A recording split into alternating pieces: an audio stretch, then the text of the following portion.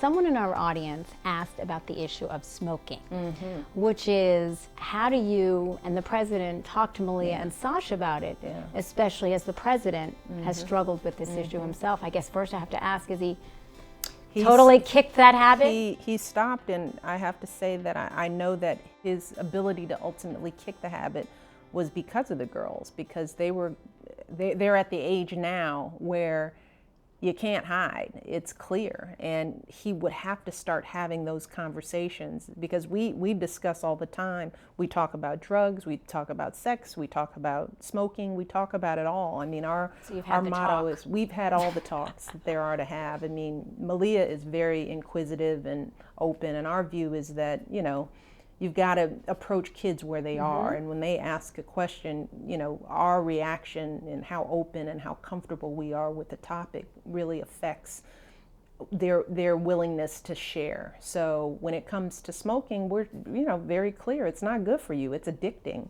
We point to people in our lives who can't stop and what it means. And, you know, Barack used himself as an example of how difficult it was, and starting when you're younger and thinking that it's cool and then not being able to break the habit.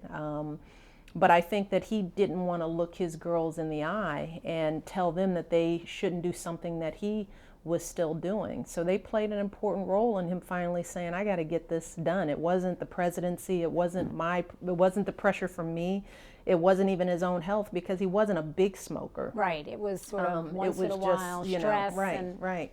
But their growth and development and maturity finally pushed him to saying, I got to get this done. And he credits them with that. I mean, he talked to them honestly about the fact that he wants to be able to look them in the eye and tell them not to do something that he's gotten a handle on. When he was still trying to quit, you know, did he have conversations with the girls, and were they old enough at the time to say, Daddy, that's bad for you? You know, why do you do that? You know, we didn't have those kind of conversations because I think it was too personal for him. I think, you know, for him, he had to go and get it done.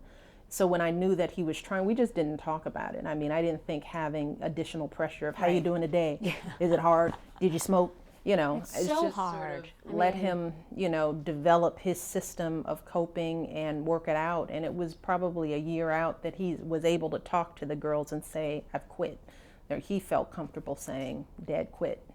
But it wasn't something that they were asking him about every day, because they never really have ever seen him smoke. He's never smoked around them. So it wasn't a part of their daily lives. But, you know, I think being open and honest with kids, because the truth is we're not perfect adults. And I don't want my girls to feel like they have to be perfect because they think I'm perfect. Right.